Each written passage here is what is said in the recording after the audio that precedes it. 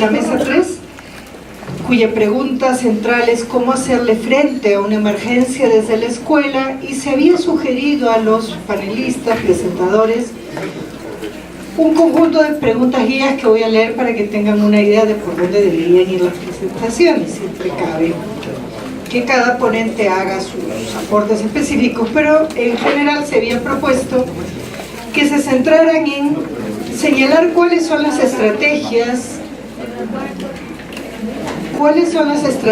que debe implementar la escuela frente a una emergencia, qué herramientas deben o deberían tener los alumnos, docentes, padres de familia durante una emergencia, si es importante que la educación continúe durante una emergencia y por qué, qué es lo primero que requieren los niños, niñas durante una emergencia, qué rol juega la educación en esto, y si es importante tener apoyo psicoemocional durante una emergencia.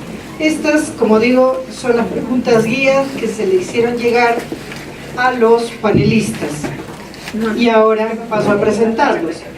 Tenemos a Zaira Pujols, que viene de Plan Internacional de la República Dominicana. Zaira, ¿qué tal? Tenemos a Heidi Plasencia, especialista en gestión de riesgos y respuesta educativa del Perú. Bienvenida. Lucy Harman, de CARE, Perú. Y Dean Torres, del Ecuador. No hay una sugerencia al respecto, entonces yo propondría que siguiéramos este orden que aleatoriamente nos viene ya de la agenda. Tenemos 25 minutos para cada ponente. Les pido tratar de limitarse a ese tiempo para que tengamos luego espacio a preguntas. Entonces 25 minutos cada ponente, unos 15 minutos de preguntas y respuestas. Y sin más, Zaira, por favor.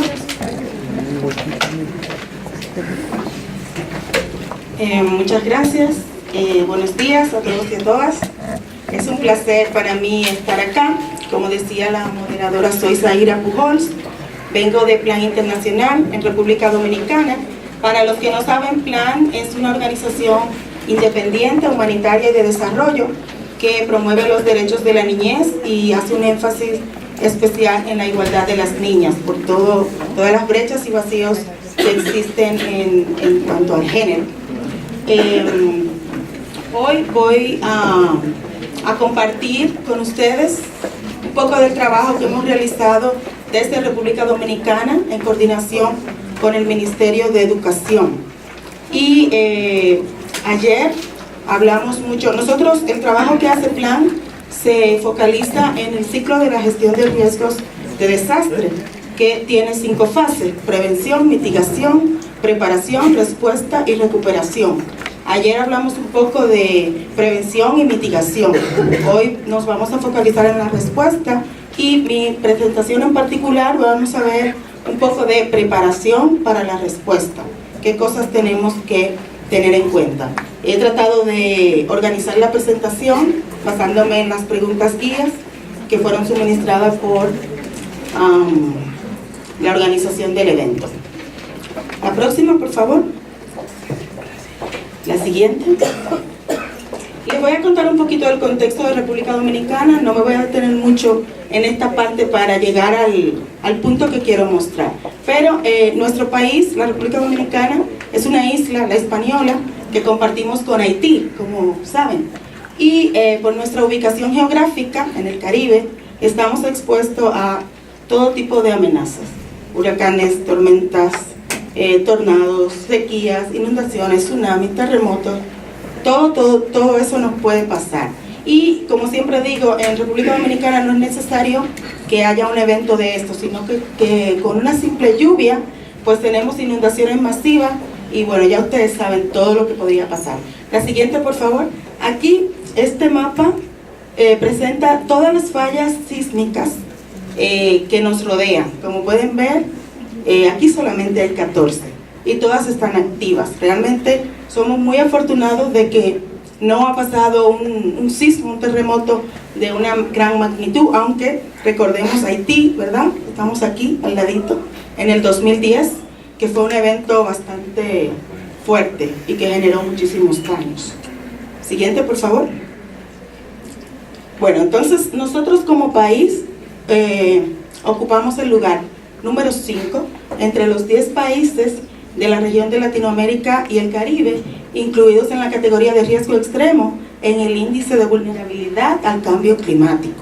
O sea, aparte de todos los fenómenos, la variabilidad climática, todos los efectos del cambio climático como tal, pues aumentan, potencializan todas esas amenazas que acabo de presentar. Y a todo esto se incluyen también las amenazas de origen antrópico. Casi nunca las mencionamos, pero que también están ahí presentes. Entonces, próximo, por favor. Aquí un poco para responder la pregunta ¿cómo hacer frente a una emergencia desde la escuela? Nosotros consideramos que hay que tomar en cuenta varios factores. Próximo, por favor. Una emergencia es una situación inesperada, ¿verdad? Ahora mismo puede ocurrir un terremoto y todo queda interrumpido, la cotidianidad de la comunidad se ve afectada. También hay que tomar en cuenta las poblaciones que están en mayor situación de vulnerabilidad. Nosotros enfocamos siempre nuestra acción a los niños, a las niñas, a las personas con discapacidad, a las mujeres y otros grupos que también están en mayor vulnerabilidad que los demás. El enfoque de derechos es muy importante. Ayer en la presentación de Ruth, ella decía que la educación, por ejemplo, es un derecho.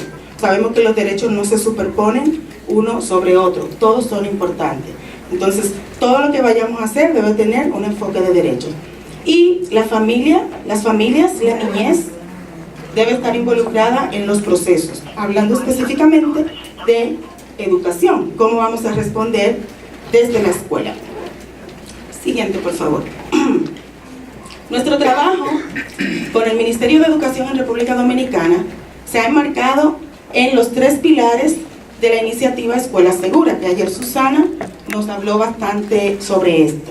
Instalaciones de aprendizaje seguras, preparativos y respuesta educativa a emergencia en las escuelas y la educación para la reducción del riesgo de desastre. Entonces quiero presentarles así rapidito lo que hemos estado haciendo desde cada uno de estos pilares. Siguiente, por favor. En el pilar número 1, instalaciones de aprendizaje segura, hemos contextualizado, más que desarrollado, porque es una herramienta que ya existe en la región, el índice de seguridad de centro educativo. Es una herramienta, como dice acá, que permite hacer un diagnóstico del nivel de seguridad de la escuela. Esta herramienta evalúa 5 aspectos del centro educativo: el entorno, donde está ubicado el centro, los riesgos sociales que tienen que ver todo el tema de bullying, si hay pandillas, si hay drogas, si hay violencia escolar, los aspectos estructurales que tienen que ver directamente con la construcción del centro, la arquitectura, los elementos no estructurales que acompañan directamente a los estructurales, todo lo que son las puertas, el tendido eléctrico, y los elementos funcionales que tienen que ver con el nivel de preparación del centro para responder a una emergencia, si tiene plan de emergencia, si tiene comité escolar, etcétera, etcétera. Entonces, esta herramienta la hemos contextualizado actualmente. El Ministerio de Educación la tiene como la herramienta oficial para evaluar los centros educativos. Actualmente estamos desarrollando una aplicación digital para que sea más rápida su aplicación, valga la redundancia, y creemos que a partir de esta herramienta y del diagnóstico que le da a las escuelas se pueden definir muchas cosas, especialmente cómo hacer medidas de reducción de riesgo y cómo podrían responder ante una posible emergencia. Siguiente, por favor. En el pilar 2, preparativos y respuesta educativa, hemos trabajado con el Ministerio de Educación para capacitar a los docentes y a los técnicos distritales, no sé cómo se llaman acá, pero son los técnicos que acompañan a las escuelas en terreno en gestión de riesgo, en elaboración de planes escolares, en rutas de evacuación, y en elaborar protocolos de contingencia ante las amenazas que identifica la escuela. Este es un trabajo que se hace de manera muy participativa. Ayer había un compañero que decía, bueno, los docentes, pero y las familias, y los padres, y las madres, y los niños y las niñas. Pues este es un trabajo que hacemos directamente con los niños, con las niñas, con los padres, las madres, los docentes, y vamos como a todos los niveles, comunitario, a nivel local y a nivel nacional. Siguiente, por favor. Aquí es importante, cuando estamos haciendo este trabajo, que eso ya se ha repetido desde ayer, hoy también Efraín en su presentación lo decía, hay unos compromisos que se deben considerar cuando estamos elaborando los planes de respuesta, para que no sea un documento que tenemos ahí y ya. Todo el tema de salud y nutrición, agua, saneamiento e higiene, educación, protección de la niñez, información y comunicación. Algunos dirán, bueno, pero de todo eso solo educación tiene que ver con la escuela, pero no es así. Ayer también veíamos que la escuela es un espacio integral, especialmente las escuelas que funcionan en las zonas rurales, son como el centro de la comunidad, son el eje que mueve todo, y todo esto, la protección, la salud, la educación, todo esto se puede hacer desde la escuela. Siguiente, por favor. En el pilar 3, educación para la reducción del riesgo de desastre y la resiliencia, esto tiene que ver todo con la currícula educativa, con que la gestión de riesgo se pueda incluir realmente. En República Dominicana, aunque todavía no lo tenemos oficialmente como una materia que se imparte, pero el Ministerio de Educación ha desarrollado unos materiales que se trabajan desde el nivel inicial hasta básico y media. Son unos materiales para reducción de riesgo de desastre específicamente. Hay todo como una forma lúdica en la que se enseña a los niños medidas de autoprotección o qué hacer si ocurre un incendio, un terremoto o si tienen que salir inesperadamente porque hay nosotros decimos huelga cuando hay un disturbio social, etcétera, etcétera. Entonces, estas imágenes que están aquí son de campamentos de verano y actividades que hacemos directamente con los niños y las niñas. Ellos aprenden jugando. Mi experiencia es como trabajar de cara a la comunidad. O sea, yo soy trabajadora de campo, yo trabajo con los profesores, trabajo con los niños, entonces sé muy bien de lo que estoy hablando. Los niños y las niñas son increíbles y pueden generar muchísimos cambios. También, siguiente por favor, hemos usado la pintura de murales en las escuelas. Esto que se ve aquí es como una línea gráfica que hemos diseñado para los proyectos DIPECO, se llama Ponte Alerta, y los niños y las niñas solamente con la imagen la dibujan como ellos quieran y ponen un mensaje de sensibilización, que mi escuela se está preparando o ya estamos listos, y bueno, aprenden muchísimo. Y tenemos música también, los niños y las niñas han creado canciones. Traje un videíto que va a estar al final, donde se muestra las letras que ellos crean. Realmente me siento muy, muy orgullosa de lo que hacen los niños. Usamos también teatro, cineforos y hacemos simulacros. Este videíto que vamos a ver ahora, es bien cortito, menos de 2 minutos, muestra cómo los niños hicieron un spot para sensibilizar o para alertar a las personas sobre una posible inundación por un fenómeno hidrometeorológico. Es algo que ellos hicieron con nuestro apoyo y el apoyo de sus maestros, y se difundió por Televisión Nacional, se difundió por las redes sociales, y cada vez que inicia la temporada ciclónica en República Dominicana, que es el 1 de junio hasta el 30 de noviembre, bueno, para todo, no para la República Dominicana, pues ponemos este spot y otros materiales que han diseñado los niños y las niñas. Por favor.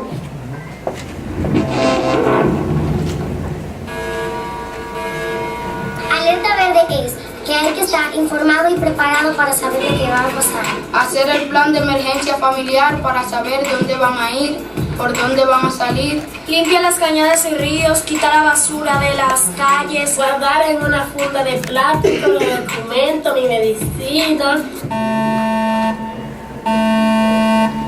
Alerta amarilla ya es que hay una posibilidad de que el fenómeno venga. Tenemos que asegurar el techo, la puerta y las ventanas de la casa. Almacena agua y comida enlatada. Ubicar un botiquín de emergencia. Estar atento a los boletines. Por la radio, por la televisión, todo lo que tenga que ver sobre los huracanes, porque si pasa uno y tú no estás alerta. Alerta al muelle cuando el fenómeno está, hay que actuar. No estar donde haya calle inundada. No estar paseando por ahí. Desconecta toda la electricidad, cierra las válvulas de gas y también las llaves de agua. Y estar más atento a los boletines, porque ya tenemos el huracán encima. Que tenemos que estar en un lugar seguro como el albergue para que no nos vayamos a morir. Ponte alerta.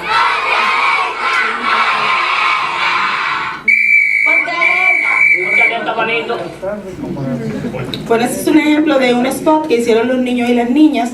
Realmente la gente cuando lo ve como que pone un poco más de atención y de manera muy rápida ellos pueden decir medidas muy prácticas que la familia puede adoptar. Con ellos trabajamos también el plan familiar de emergencia y bueno, eso lo llevan a la familia, lo construyen entre todos y hacen como la modelación o simulacro en la escuela. Entonces realmente es bien importante trabajar desde abajo con los niños y las niñas, que son los que van a cambiar ¿verdad?, la situación que tenemos.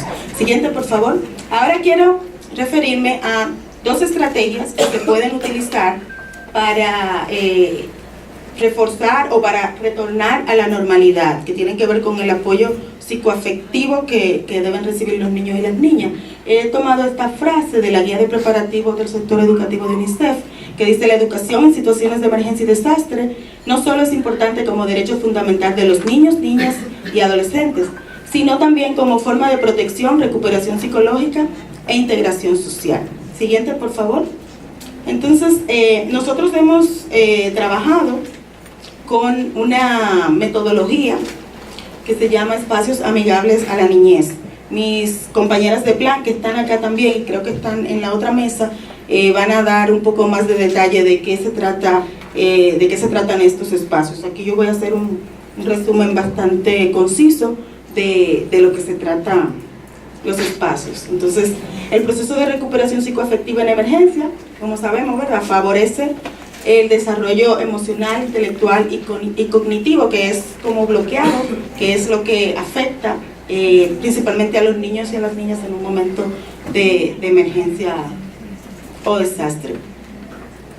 También, a través de estos espacios amigables, se pretende reducir mediante formas lúdicas, el juego, los posibles daños que han quedado. En estos espacios se hace como una segregación, no se trabajan todos los niños juntos, sino que se establecen edades. Niños que son menores de 0 a 5 años tendrían un espacio exclusivo con un cuidado, unos protocolos y una atención particular, y así sucesivamente de 6 a 8, no recuerdo exactamente el rango de edad por cada grupo, pero que sepan que no están todos juntos. Siguiente, por favor.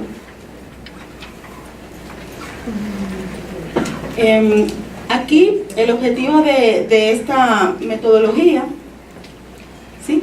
Puede ponerlo todo, por favor. Es reconstruir la integridad emocional de cada persona, considerándola como agente de su propia recuperación, ayudando a la continuidad del desarrollo afectivo, intelectual y cognitivo de cada niño o niña que ha sido afectado o bloqueado, como dice aquí, por la situación de desastre. Cuando ocurre una emergencia, cuando ocurre algo en la comunidad, sabemos que la cotidianidad se interrumpe, que ya si yo iba a la escuela todos los días no voy, o si voy a trabajar no voy, y el estrés que se genera en la familia en general es muy alto. Entonces, con estos espacios se pretende apoyar de manera integral a toda la familia. Estos espacios funcionan desde la comunidad, con animadores voluntarios, con los docentes que están ahí en terreno, y es algo que se debe preparar antes. Aunque esto se utiliza para una respuesta, pero esto se tiene que trabajar en la fase de, preparación, no cuando llegue el momento, porque es más difícil entonces buscar a la gente, capacitarle y todo eso. Pero es una herramienta bastante efectiva y que ayuda mucho a la comunidad. Siguiente, por favor. Aquí Aquí hay como algunos componentes que se toman en cuenta. Está el de protección principalmente, la autoprotección, porque a los niños y a las niñas, dependiendo del ciclo de edad, del rango de edad, se les enseñan medidas de autoprotección, aunque sabemos que ellos no son, ¿verdad?, los responsables directos, pero sí yo creo que pesa mucho y vale mucho que ellos sepan cómo actuar y qué hacer, qué ruta seguir. Todo el trabajo socioemocional es muy fuerte en estos espacios, la identificación y la derivación. Hay casos que ameritan ser referenciados a un especialista porque quizás es algo que en el espacio no se puede tratar, y todo el tema de la prevención. Siguiente, por favor.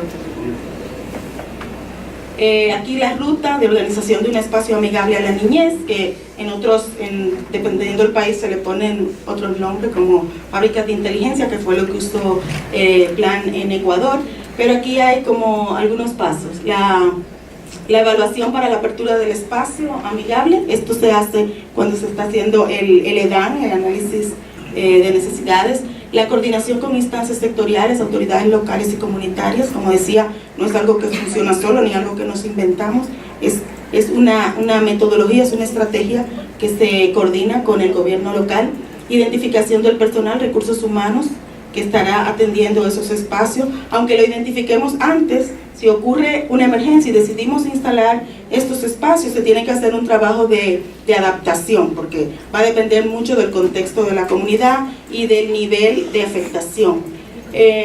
La organización y desarrollo de los programas, actividades y servicios de apoyo, la metodología ya tiene todo esto listo, pero se debe revisar y se debe adaptar al momento de la implementación. La instalación física y el equipamiento del espacio amigable, la formación y seguimiento de animadores, personal, incluyendo todo el tema del estrés, porque los cuidadores también necesitan ser cuidados, como ya hemos escuchado, el monitoreo y evaluación de los programas y actividades, y al final el cierre y transición. Un espacio amigable no es un espacio que va a estar eternamente en la comunidad, es un espacio para una respuesta puntual, y de la manera en que lo hemos trabajado nosotros, se convierte como en un espacio de transición para los espacios temporales de aprendizaje, o funcionan en paralelo. Eso va a depender del nivel de afectación. También voy a hablar un poquito de los espacios temporales. Siguiente, por favor. Bueno, aquí 5 cositas que no se pueden quedar: el enfoque coordinado, integral y multisectorial, la movilización y participación de la comunidad, que sea un espacio inclusivo y no discriminatorio, muy importante, ambiente seguro, debe estar en un lugar, ¿verdad?, que si fue por una inundación, pues que no esté cerca de una cañada o de un río, y espacios estimulantes y participativos. Todo esto se basa en actividades lúdicas, recreación, apoyo psicoafectivo a los niños y a las niñas. Siguiente, por favor. Los espacios temporales de aprendizaje, aquí no me voy a detener mucho porque ayer lo presentaron y aclararon sobre cómo deberían ser establecidos. Entonces vamos a irnos directamente. Siguiente, por favor, que ya no tengo mucho tiempo y quiero dejarles. Siguiente, por favor. La próxima.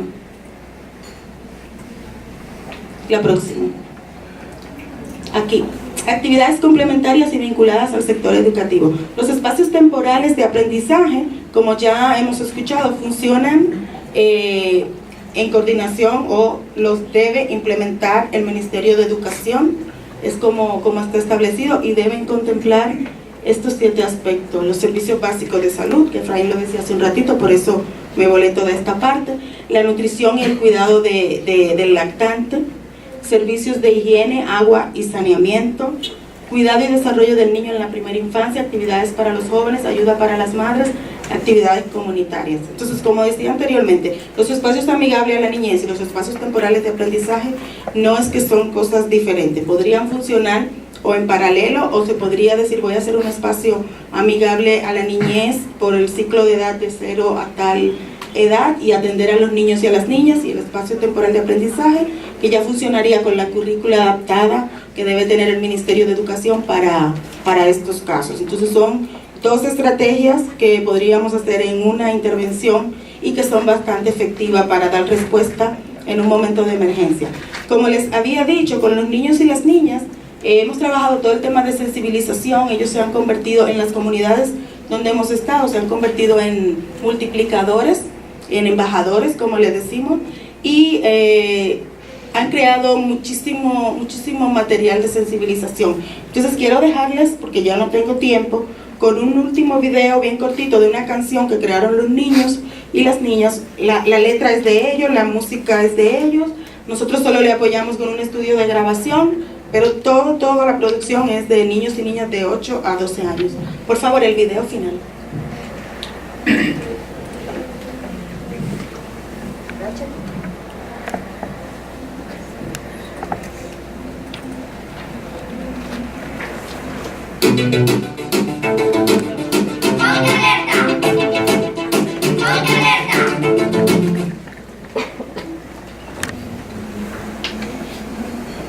Si quieres desde la presentación, que ahí está.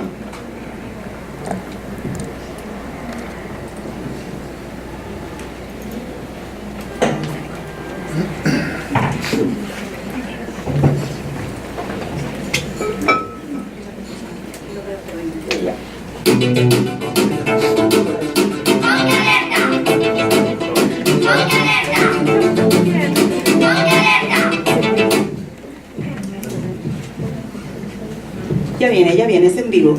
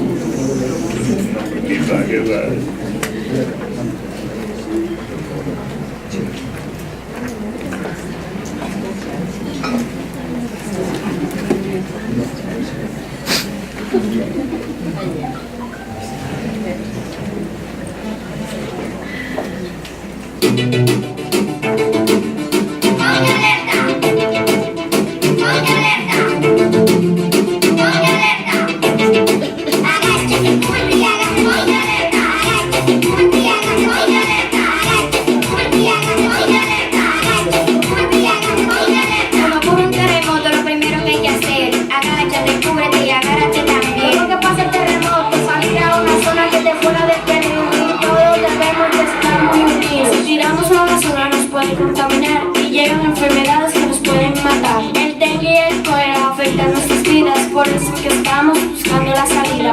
Póngale atención a esta canción que yo se lo digo de todo corazón. Agáchate, cúbrete y agárrate. Ponte alerta. Agáchate, cúbrete y agárrate. Ponte alerta. Agáchate, cúbrete y agárrate. Ponte alerta. Agáchate, cúbrete y agárrate. Ponte alerta. Con el apoyo de la Comisión Europea, Plan, Osman y Habitat. Agáchate, cúbrete y agárrate. Ponte alerta. Agáchate, cúbrete y agárrate. Ponte alerta. Agáchate, cúbrete y agárrate. Ponte alerta. Agáchate, cúbrete y agárrate. Ponte alerta.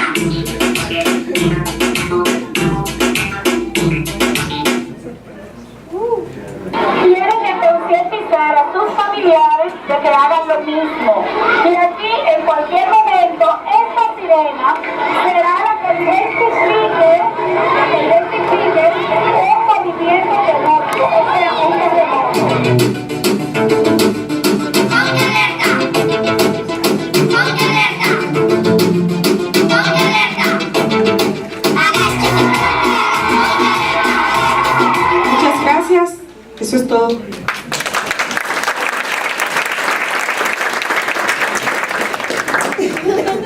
Muchas gracias, Zaira, con las disculpas del caso, la presentación que debió ser al principio. Zaira es maestra de Administración de Empresas por la Universidad Autónoma de Santo Domingo, República Dominicana, especialista en análisis costo-beneficio en reducción de riesgo de desastres por la Florida International University, actualmente asesora en gestión de riesgo de desastres y Plan Internacional de Santo Domingo.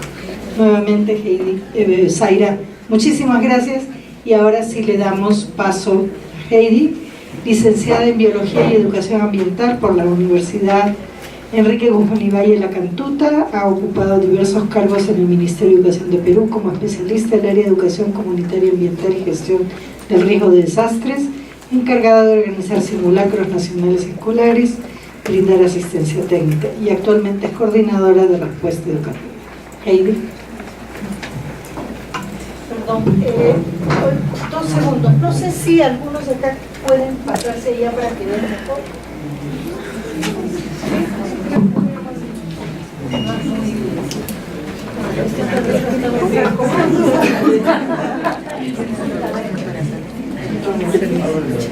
Muy bien, muchas gracias por la invitación, por este espacio. La presentación que vamos a dar a continuación es una experiencia que desde Perú se viene implementando en situaciones de emergencia. Esta experiencia va a variar mucho de sentido porque nosotros tenemos un país bastante dinámico en las amenazas, ¿no?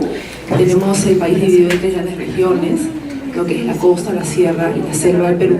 Y lo que vamos a mostrar en realidad va a variar mucho los protocolos que se implementan en este país. Las preguntas que han estado dirigidas antes de que comience este espacio, este seminario, están basadas realmente en lo que vamos a visualizar a continuación.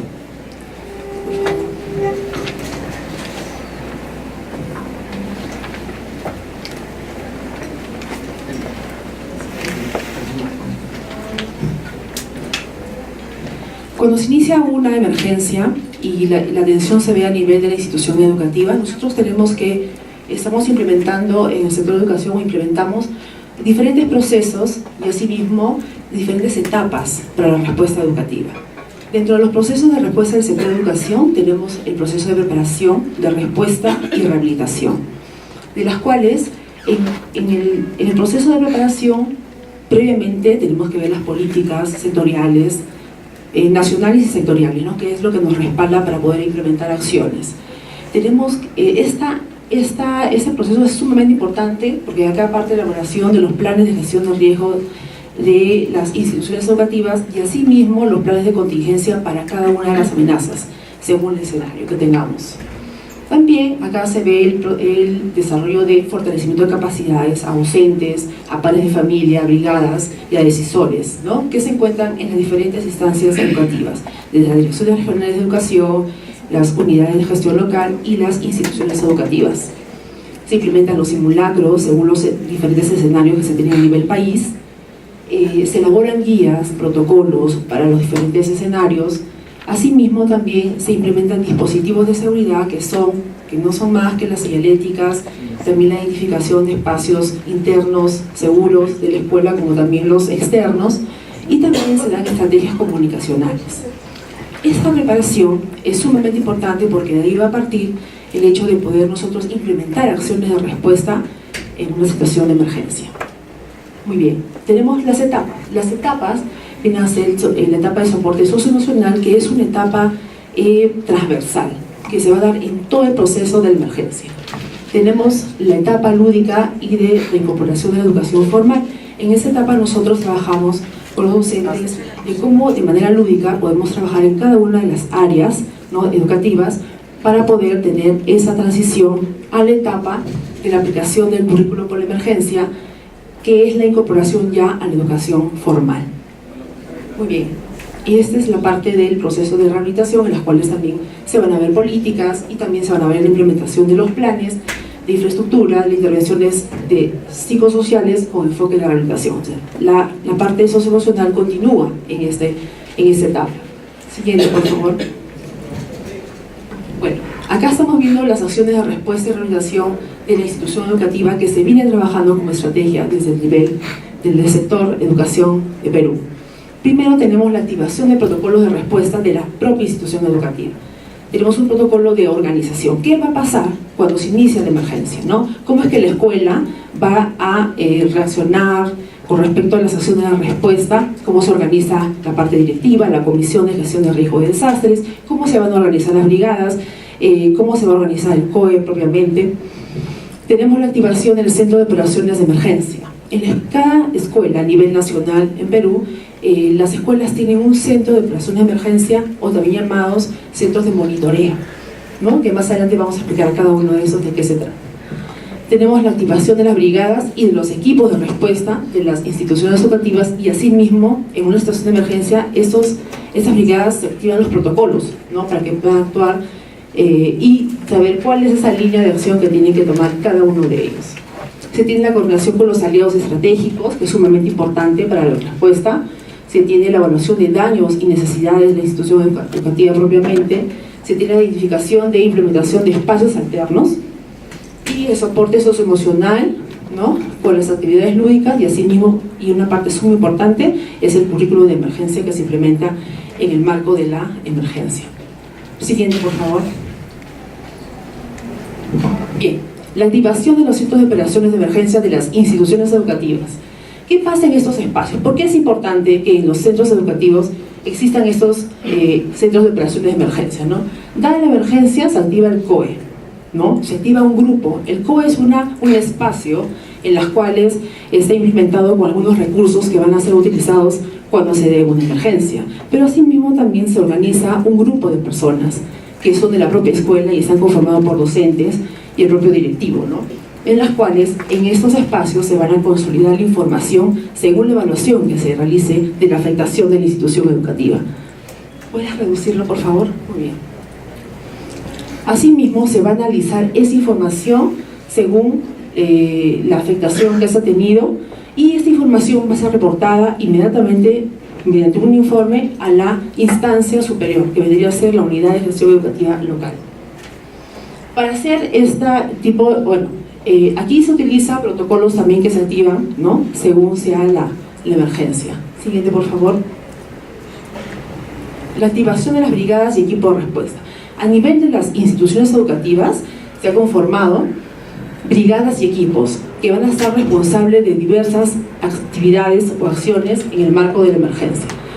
Por ejemplo, se tienen las brigadas de primeros auxilios, se tienen las brigadas de evacuación y protección, las brigadas de rescate, en los equipos de atención socioemocional y lúdicos, se tiene el equipo de evaluación de daños y necesidades y el equipo de implementación del currículum de la emergencia. Siguiente.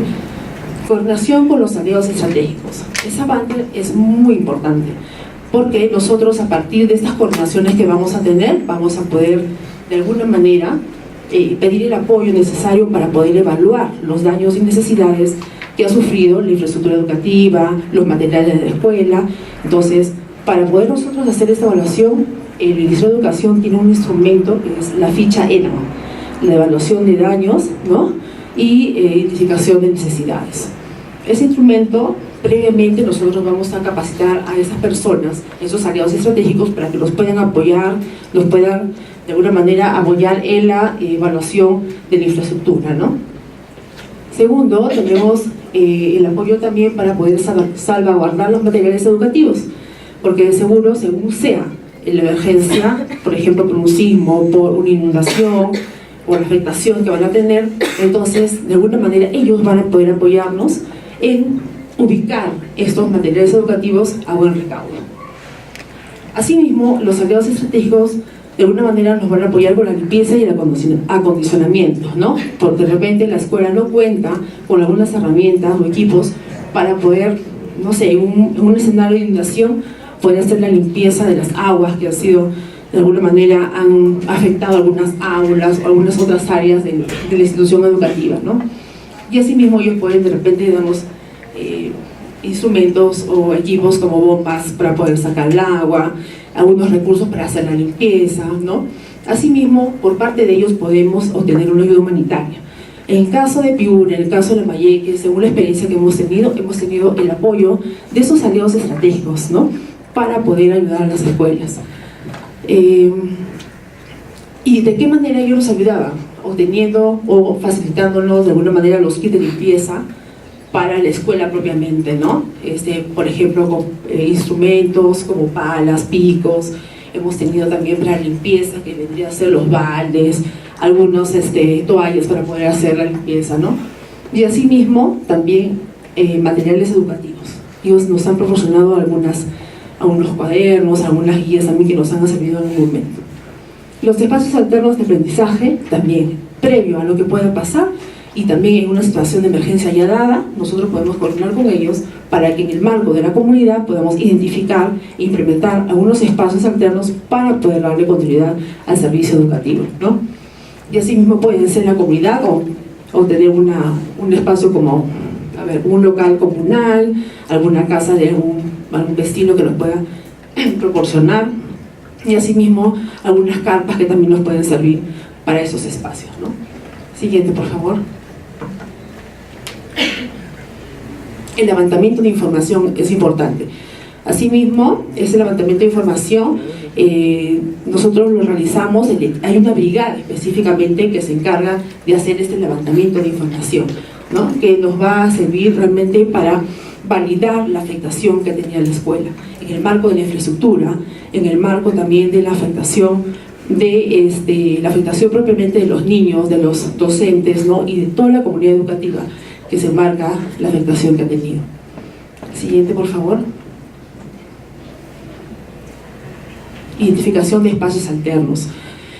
Como mencionábamos, es importante que en nuestros planes de contingencia previos podamos tener coordinaciones con los gobiernos locales para poder con ellos identificar previamente los espacios que estén de alguna manera en la comunidad y que podamos ya tenerlos previstos para cuando ocurra una emergencia, ¿no?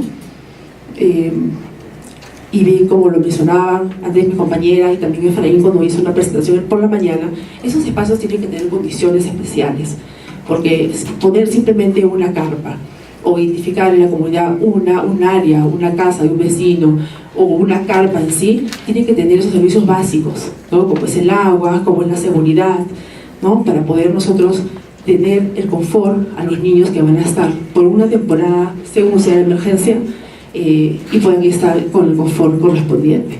Siguiente, por favor. El soporte socioemocional. Esta parte lo van a ampliar por la tarde, una compañera que justamente va a tocar ese tema, pero esta acción, esta atención a los niños es sumamente importante y tiene que ser permanente. Es la primera evaluación que se debe dar a los estudiantes, ¿no? Que han sido afectados ante una emergencia, ante una afectación, un evento, en los cuales tiene todo un proceso de evaluación, ¿no? Del soporte propiamente permanente que deben de tener, y asimismo una evaluación final, porque no solamente se le debe atender desde un inicio, sino que también esta evaluación debe ser constante, permanente, porque siempre tú puedes encontrar una persona de alguna manera afectada emocionalmente, pero esto puede ser, si no tiene una atención inmediata, esto puede de alguna manera avanzar, no puede empeorarse. Pero si tú lo atiendes desde un comienzo, puedes minorar esa afectación que pueda tener y como lo mencionaba, también puedes evaluar la derivación del caso a especialistas ya dados por otro sector, ¿no? Muy bien. Siguiente, por favor. Garantizar la continuidad del servicio educativo, ¿no? Aquí es una parte muy importante. Esta actividad, esta acción se encarga de verla una brigada específicamente que ha sido preparada con tiempo, que ha tenido un fortalecimiento de capacidades sobre el tema, ¿no? Es de aplicar el currículo por la emergencia. Dada la emergencia se generan muchos problemas, ¿no? No solamente ya es la afectación por el evento, sino que se comienzan a generar otras problemáticas más. Por ejemplo, los tipos de agua, ¿no? O sea, ya no hay agua en la localidad, la alimentación, las condiciones de vida que tiene cada una de las personas de la comunidad. Entonces, ¿desde dónde se abordan esas problemáticas? Desde la escuela. Entonces, tenemos que ver estrategias temáticas para que podamos de alguna manera atender estos temas, ¿no? Y podamos de alguna manera darle solución o estrategias para que podamos ver el cambio de manera progresiva, ¿no? Siguiente, por favor. Entrega de kits curriculares. Esto en realidad es una estrategia que tiene como sector de brindar una ayuda a estas zonas afectadas, a esas escuelas que realmente han sido afectadas y sobre todo a los niños que de alguna manera los padres han sido afectados por sus medios de vida, ¿no? Entonces necesitan realmente ser ayudados, apoyados con materiales o recursos pedagógicos, y de las cuales como sector tenemos las maletas, los kits pedagógicos para la atención a la emergencia, ¿no? Que atienden a diferentes etapas de esta emergencia. En este caso, los niños reciben los kits curriculares individuales que les va a servir a ellos para poder de alguna manera recuperar esos recursos que han perdido, ¿no? Muy bien. Y eso además no es condicionante. No es condicionante necesariamente que lleguen en las maletas para poder atender la emergencia, sino que los docentes, desde la escuela, ellos pueden implementar estrategias lúdicas, socioemocionales con recursos de la zona contextualizados para que puedan atender a estos estudiantes. Siguiente, por favor. Muy bien. Ahora vamos a hacer la presentación de un video en las cuales va a rescatar todas estas acciones que les he estado mencionando y según una experiencia, en este caso de una región que es de Loreto. Espero que puedan visualizarlo, ¿no? Por favor, pon el video.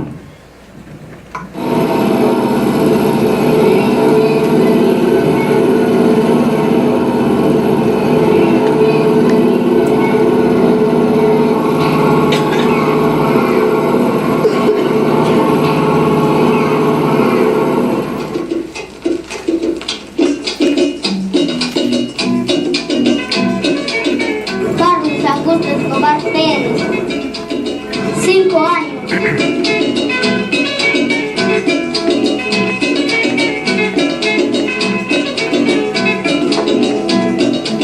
Cuando es tierra, vengo caminando, vengo. Ahora vengo, llego.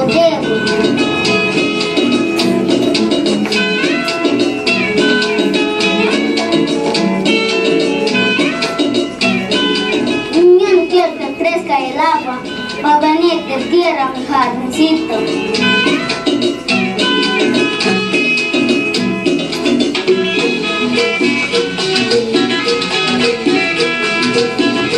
Buenos días, profesora.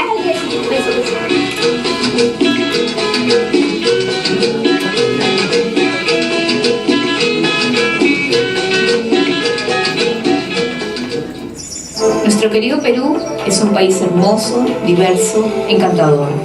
Su grandeza y complejidad se manifiestan, entre otras cosas, mediante fenómenos naturales que se presentan como amenazas, poniendo en situación de riesgo a las poblaciones, siendo los de mayor ocurrencia las lluvias intensas e inundaciones, las heladas y friajes, los sismos y tsunamis. Las inundaciones afectan gravemente a diversas regiones del país. Loreto es una de ellas. Allí, cada año los estudiantes pierden clases, afectándoles sus aprendizajes y, por tanto, su presente y su porvenir.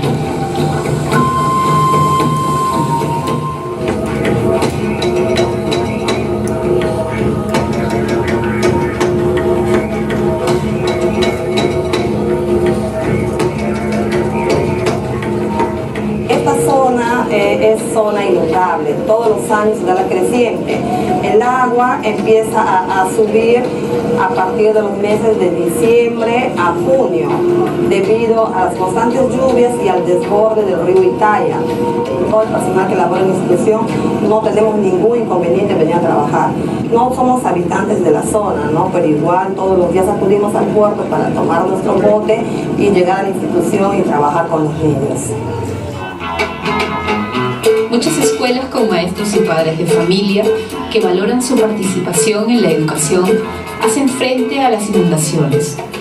Un aleccionador ejemplo es la institución educativa inicial 835 Estrellita de Jesús, escuela que se ve inundada por la crecida de los ríos y que año a año, mediante sus planes de gestión del riesgo, trabaja para que todos sus estudiantes no falten a clases y no retrasen sus aprendizajes. Buenos días, colegas. Hoy ya vamos a desarrollar el taller acerca de la gestión de riesgo. Nosotros como docentes, cada una de nosotras tiene que saber qué es la inundación. De pronto una maestra quiere responder esa pregunta. La inundación es un fenómeno natural, no es un desastre, ¿no? Que se da cada cierto tiempo, ¿no? Entonces se puede hacer algo para vivir o poder convivir con este acontecimiento, que no nos afecte en nuestra parte pedagógica. ¿Cómo continuar con el trabajo pedagógico durante la inundación? Pedir apoyo a las autoridades o a las instancias pertinentes, ya, que nos puedan apoyar, no dejar de enseñar a los niños. ¿Qué debemos hacer nosotros como docentes frente a la inundación? ¿Alguna colega que se anime a dar la respuesta? ¿Qué hacer frente a la inundación? Bueno, lo lógico sería poner un recaudo de los materiales de la institución para que no se malogre. Y presionar ante las autoridades para continuar nosotros con nuestras labores, porque nosotros como docentes no podemos dejar de trabajar, ¿no? Nuestros niños tienen ese derecho a seguir estudiando. Con la inteligencia enorme que tenemos, ¿no? Y el corazón enorme que hay acá en Belén, pudiéramos pedir permiso en alguna de las casas que no están inundadas, que nos presten por horas o por momentos. Es cuestión de organizarnos. Cuando la inundación se va, empezaríamos en primer lugar por una limpieza total. 2, una fumigación, porque los insectos abundan en cantidad. Entonces, al ver todos estos riesgos, ¿qué está generando? Va a generar enfermedades de todo índole y de todo tipo. Otro aspecto que afecta a nuestros estudiantes también es la parte socioemocional. Se entristece. Entonces tenemos que tomar este aspecto entonces en el ambiente en el aspecto socioemocional, para hacer actividades como maestras, hacer actividades donde ellas desarrollen para que le ayude a levantar la parte socioemocional. Bueno, colegas, para tener un buen plan de gestión de riesgo, nos viene, es una organización a nivel nacional. En una primera instancia está la organización a nivel del Ministerio de Educación a través del área de la DIECA. Hay una organización regional a través de la Dirección Regional de Educación de Loreto. Hay una organización a través de las UGELs, al UGEL de Maynas, hasta que llega donde nosotras en las instituciones educativas. Seamos una institución líder en la región y por qué no en el Perú.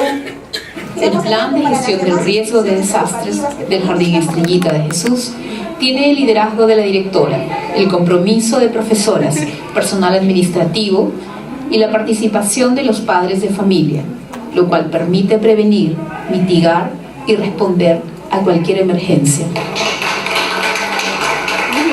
Estamos preparadas para esto, y por eso yo pido a las profesoras que trabajan a orillas de los ríos que continúen, que sí se puede, ¿no? Que gestionen para agenciarse pues de un local o una balsa flotante, de tal manera que las clases no se vean interrumpidas. Se viene llevo de las casas. Todos los niños se les traen canoa a ponerlos en su jardín. Y ahí están las profesoritas recibiendo a los niños acá en el jardín. Todos ellos están ahí en la puerta recibiendo a los niños para que les den la enseñanza. Hemos hecho altillo para que los niños asistan a sus clases. Ha crecido quizás medio metro ya tapada la institución. Hemos hecho altillo, hemos reforzado las mesas, ahí con las profesoras, ponernos de acuerdo a trabajar encomunadamente. No vamos a perder este año las clases, y eso tengo por seguro que no queremos. El año pasado nos agarró desprevenidamente, pero ya estamos preparados para este año no perder las clases.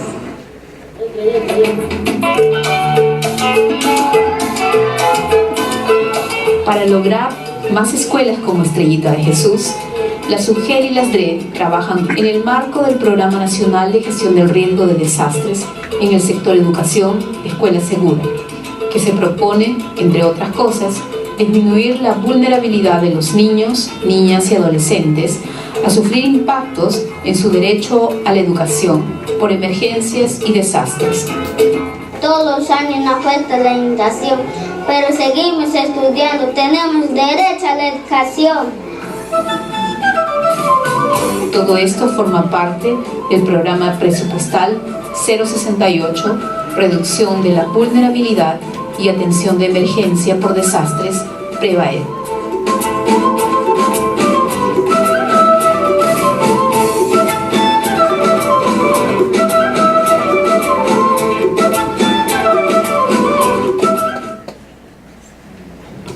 Muy bien, eso es parte del producto que se viene trabajando a nivel país.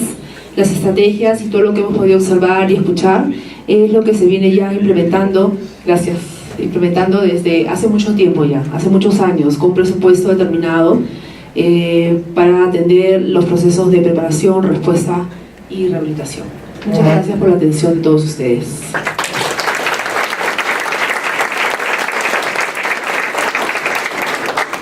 Muchas gracias, Keri, muchas gracias por el uso tan preciso de tu tiempo. Vamos a seguir con Lucy Harman, formada en Antropología por la Pontificia Universidad Católica del Perú, con amplia experiencia en organizaciones de sociedad civil, sector privado y organismos internacionales. Desde el 2005 lidera el programa de emergencias y gestión de riesgo de CARE Perú, donde se encarga de la formulación de propuestas y el manejo de proyectos de respuesta a emergencias y o de gestión de riesgos de desastre. Lucia, adelante. Bueno, ya estamos. Buenas tardes con todos y todas. Yo antes que nada quisiera saludar un evento como este. Yo creyera que los eventos son también oportunidades y sobre todo oportunidades de aprendizaje para hacer mejor las cosas. Es una oportunidad, como dice, para aprender y hacer más seguro el futuro. Entonces, en ese sentido, saludo el evento y quisiera traer un poco a colación un mega evento que nos permitió a nosotros aprender en el Perú y a partir del cual cambiamos todo un enfoque, toda la estrategia y toda la visión país de lo que es aprender a convivir con riesgos. Por favor.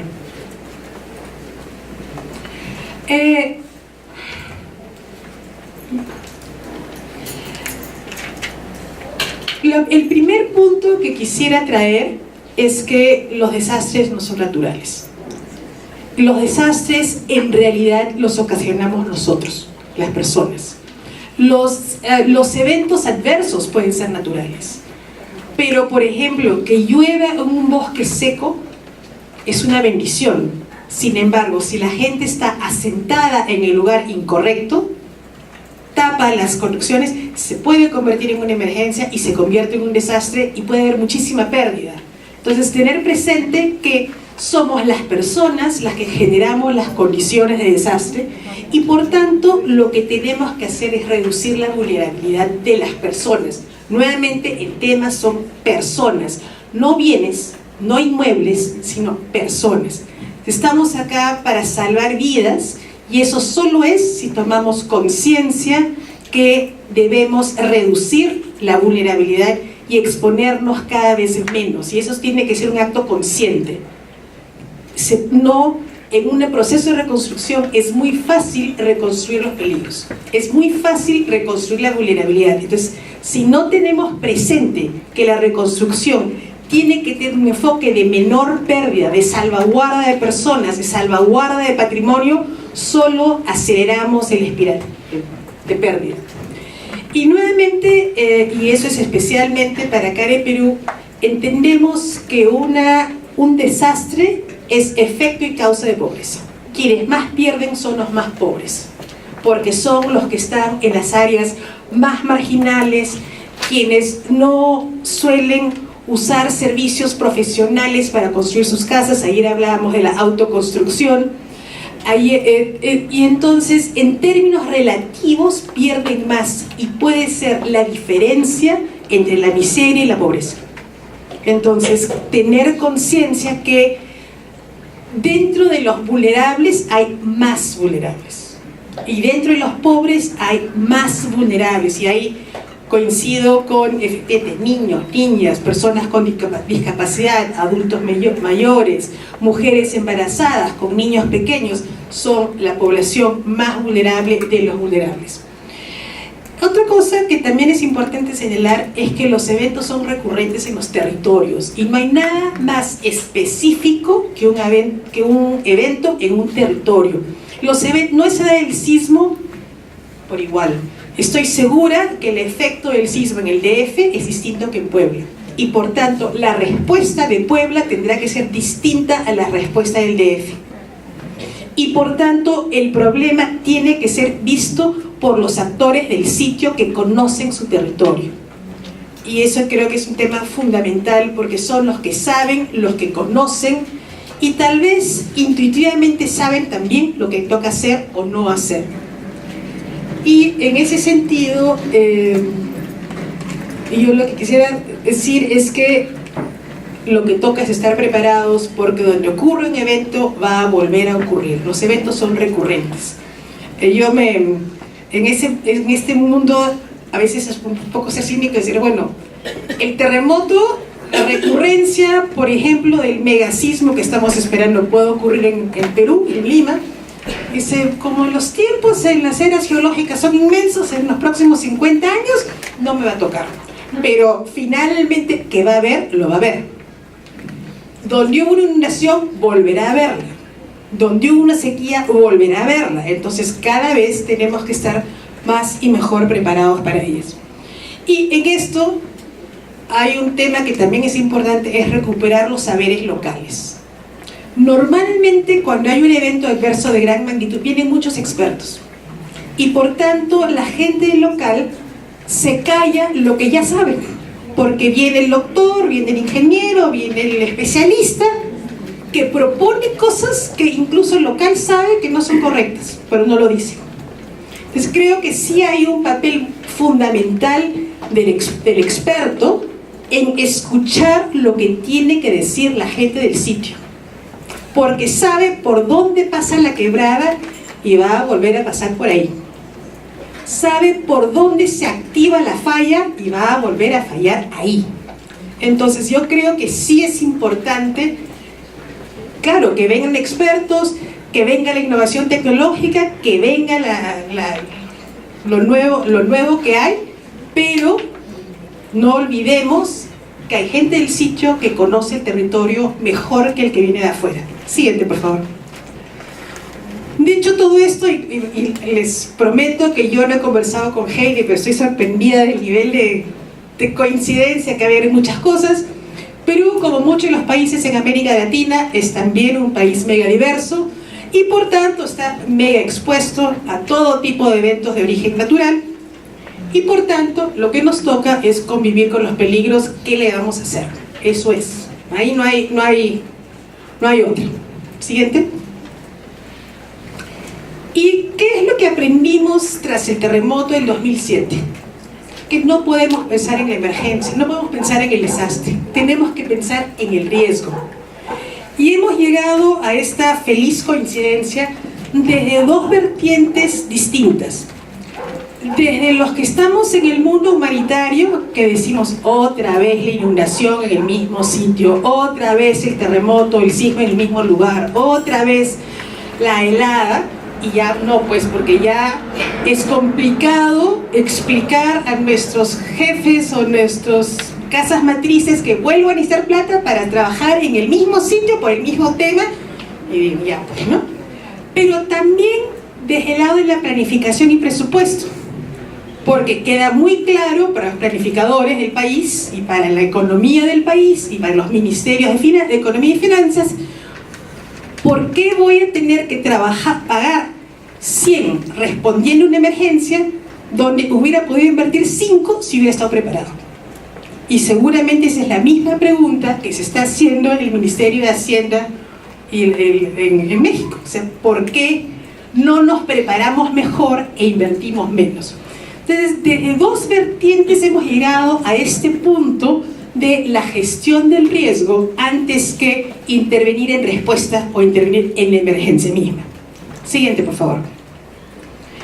Y aquí, a partir del terremoto, hemos aprendido un montón de cosas y va a ser, primero, que es indispensable que el país cuente con un marco institucional y legal para la gestión del riesgo. No es solamente un deseo, tiene que tener normas, leyes, procedimientos, y eso es indispensable. Segundo, que el enfoque tiene que ser un enfoque transversal en la planificación del desarrollo y en esta horrible palabra que se llama presupuestación. Como si tú no planificas, si tú escuchas hay que hacer lo que sea y no le pones un real, significa que no es una voluntad política. La voluntad política solo se manifiesta cuando hay plata invertido en ello. Entonces sí es importante que haya el ejercicio de planificación, pero con presupuesto, porque si planificas cosas y luego no tienes con qué desarrollarlas, ¿para qué pues, no? Y solamente así, y tiene que ser, y fue lo que le aprendimos, que tiene que ser en todos los sectores y en todos los territorios. Tiene que ser un tema transversal si efectivamente queremos ser resilientes a los eventos adversos. Siguiente, por favor. Entonces, ¿qué es lo que se hizo en el país que creo que puede ser? Primero, tuvimos misiones internacionales que nos hicieron una serie de proyectos y programas que se convirtió en una estrategia nacional. Siguiente, por favor. Y comenzó básicamente por el lado más sensible, que es el lado del presupuesto. Es decir, en el presupuesto público se hicieron guías para que, en lo que es el Sistema Nacional de Inversión Pública, para que el enfoque del riesgo sea obligatorio. Tú tenías que hacer cualquier proyecto de inversión pública y tenía que tener el componente de riesgo incorporado. Es una zona vulnerable. Esas guías han ido mejorando a lo largo del tiempo, pero ahora es imposible brincárselas. Tú no puedes hacer ninguna inversión en el país que no contemple el riesgo al cual podría estar expuesto. Luego, en el 2010 se declaró la gestión del riesgo como una política de Estado. Ya no fue simplemente una decisión, sino una política de Estado tomado por el Acuerdo Nacional, que es la instancia que coordina toda la visión, todo lo que es política de Estado. Y en el 2012 se convirtió de obligatorio cumplimiento para todos los sectores y todos los territorios. Es un tema absolutamente mandatorio del cual nadie se escapa. Pero luego, en el 2011 se crea la ley del Sistema Nacional de Gestión del Riesgo. Antes era el Sistema Nacional de Defensa Civil, se lo reemplaza. Pero lo más importante es que esta ley obliga al MEF a diseñar una estrategia financiera para la gestión del riesgo. El MEF, perdón, es el Ministerio de Economía y Finanzas. Entonces, este MEF lo hace con dos propósitos, con dos líneas. Desarrolla la estrategia, por una parte, en lo que son las actividades, la lógica del presupuesto por resultados, pero también en todo lo que son los mecanismos de protección financiera. Entonces, es un tema absolutamente transversal, eso existe. Y luego, otro tema que fue interesante es que el país tiene lo que se llama a nivel municipal planes de incentivo para la mejora municipal, que se llega por metas. Entonces, cada año se establece una meta para fin de julio y una meta para diciembre. Y si tú logras, y ese es un fondo importante que tiene metas, tiene metas específicos. Tienes que hacer, por ejemplo, el distrito tiene que contar con su mapa de riesgo. Entonces, uno de los logros importantes es que el tema de gestión de riesgo es siempre una meta del programa de incentivos municipal, varía de año a año, pero lo que hace lo interesante del programa es que, como decíamos, es una torta que se come o se come. ¿Por qué? Porque si tú logras la meta, y son como 10 metas, y las municipalidades están categorizadas en 4, es decir, las metropolitanas, las ciudades intermedias, las municipalidades rurales, las rurales más pequeñas, hay 4 grandes categorías, cada una tiene metas específicas de acuerdo a su vocación y dimensión, y tienes que cumplir. Tú puedes cumplir, por ejemplo, la meta en salud, la meta de educación, la meta de gestión de riesgo, pero no en la de desarrollo económico. Entonces, se te abona un presupuesto de libre disponibilidad para la municipalidad de acuerdo al porcentaje de metas que has logrado. Pero aquellas municipalidades que cumplen todas sus metas tienen un bono de todo el saldo de lo no gastado. Y eso a veces puede ser tanto o más que lo que se ganaron por haber logrado la meta. Entonces hay un proceso competitivo para cumplir las metas que poco a poco están conduciendo a todas las municipalidades del país a invertir en temas específicos de prioridad nacional, como lo es la gestión del riesgo. Y por último, en el 2014 se formula el Plan Nacional de Gestión del Riesgo del país, y de ahí hay objetivos estratégicos, objetivos específicos y acciones prioritarias, y eso es un poco lo que vamos a ver. Y lo que se está buscando es llegar a índices nacionales de gestión del riesgo para poder tener comparativos de la lógica de la estrategia internacional. Siguiente. Esa es un poco la estrategia financiera muy reducida. Entonces, el presupuesto por resultados, tienes programas presupuestales como el que nos contó Heidi. Ese es un programa presupuestal que es el 068, pero tiene otros 4 relacionados en realidad. Pero también tiene los planes de incentivos municipales, tiene fondos de transferencia, es decir, pueden haber concursos, por ejemplo, para inversión, concurso para las municipalidades, y si tiene un componente de riesgo se le dan más puntos. Entonces tú puedes acceder a fondos concursables del gobierno o de sectores si es que efectivamente incluyes el riesgo como tema. Y luego todo lo que es proyección financiera en caso haya un evento adverso. Siguiente, por favor. Y acá, si se fijan, hay un alineamiento estratégico en todo lo que es la parte institucional y legal. Entonces, esto ha sido construido en 10 años. No es algo que se ha logrado de la noche a la mañana, y tiene que ver con lo que aprendimos a consecuencia del terremoto del 2007. Entonces, eso que se ha volcado en una estrategia como, por una parte es una política pública, es una ley, es un plan, tiene presupuesto, o sea, es todo un proceso lento pero continuo que ha ido hacia la mejora efectivamente de la resiliencia del país. Siguiente, por favor. Y ahora sí voy a las preguntas ya un poco mucho más específicas. ¿Cuáles serían las estrategias para restablecer la normalidad tras un evento? Bueno, primero, y ya lo comentó Heidi, es los planes de seguridad escolar específicos para cada escuela en esa localidad específico, en ese territorio concreto. No puedes copiarte el plan de seguridad de otro colegio, porque nuevamente lo que ocurra en una localidad puede ser distinto a lo que ocurre en otro, incluso en en escuelas diferentes. Y aquí tiene que haber lo que se llama la continuidad operativa.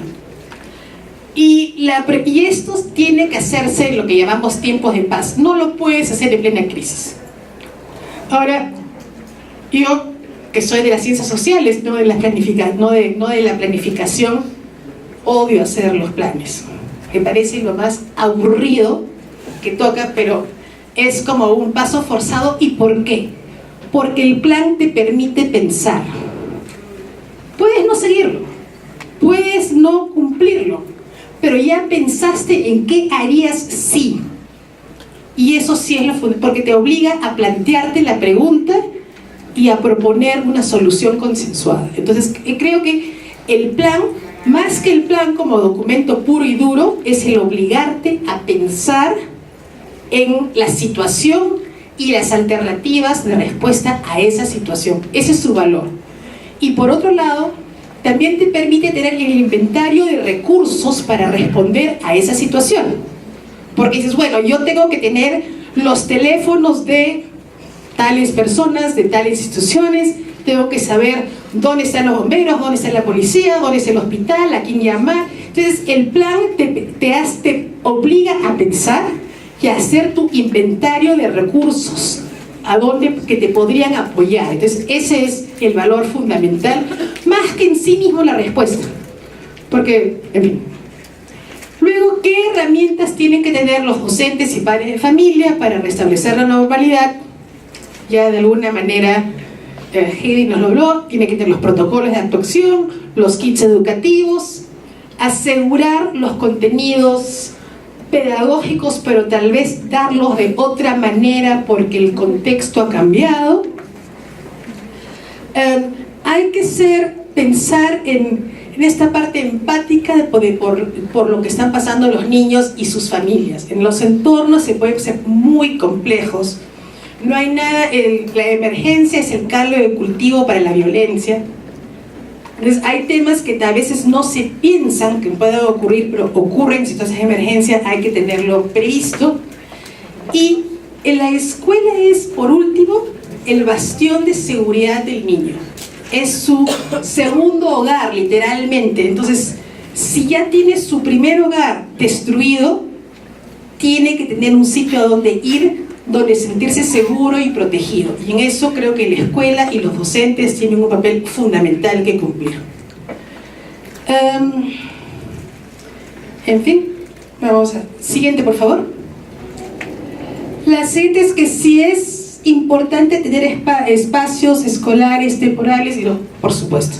No puede parar la educación por una crisis. Y tienes que pensarlo nuevamente antes. Y creo que ese es parte del plan de contingencia, parte del plan de la escuela, y tiene que tener claro del espacio donde puede estar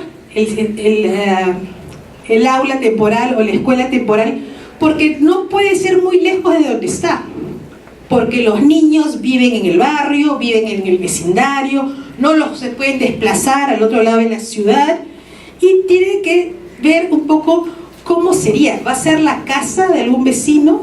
¿Va a ser otro local público disponible? ¿Va a ser una carpa? ¿Va a ser una estancia prefabricado? Lo tienen que pensar de antemano, en tiempos de paz. Eso no lo pueden pensar cuando están con la escuela caída, no tienen agua, no tienen luz, y pueden pensar, no, tienen que pensarlo antes. Y también hay un factor a considerar para estas decisiones, es ¿en qué etapa del ciclo escolar se está? ¿Están al inicio del año? ¿Están a mediados del año escolar? ¿Están a fin del año escolar? Para que ayude a tomar esta decisión, porque tal vez pueda cambiar. Tal vez tenga sentido simplemente estar en un espacio abierto porque se está terminando el año escolar y entonces las condiciones son totalmente distintas a si está por comenzar el ciclo escolar completo.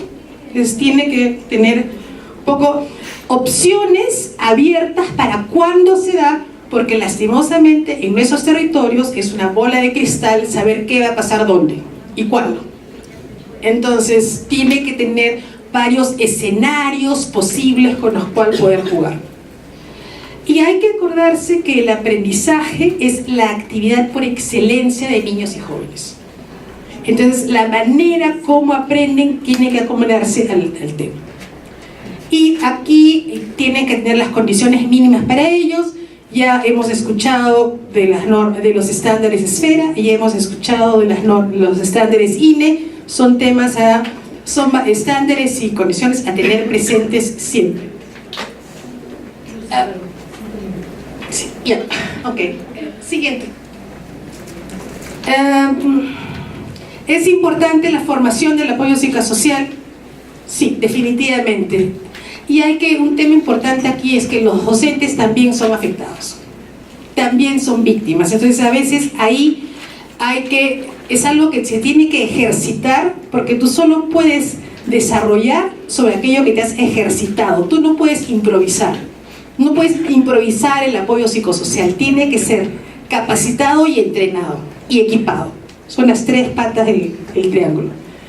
Y acá nuevamente lo que decíamos, que es que el niño está doblemente afectado, perdió su primera casa y perdió su segundo hogar. Siguiente y última, por favor. Y ¿qué es lo que primero que los niños necesitan? Es atención. Tener un espacio donde pueden ser escuchados, donde pueden aliviar sus miedos, sus temores, sus inseguridades, porque finalmente en su propia casa están rodeados de ello.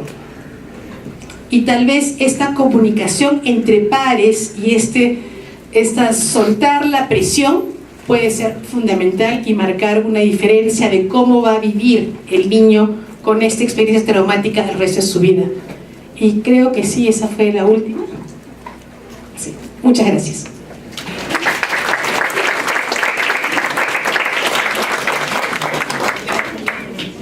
Muchas gracias, Lucy, nuevamente por la presentación y el respeto tan estricto del tiempo. Finalmente tenemos la presentación de Dean Torres, máster en Seguridad, Salud y Ambiente. Fue asesor de riesgos del despacho ministerial del Ecuador del 2015 al 17. Ha participado como conferencista en varios cursos y seminarios sobre el manejo de desastres, alianzas público-privadas en emergencia, y Administración de Riesgo. Actualmente gerente general de Risk and Disaster Management.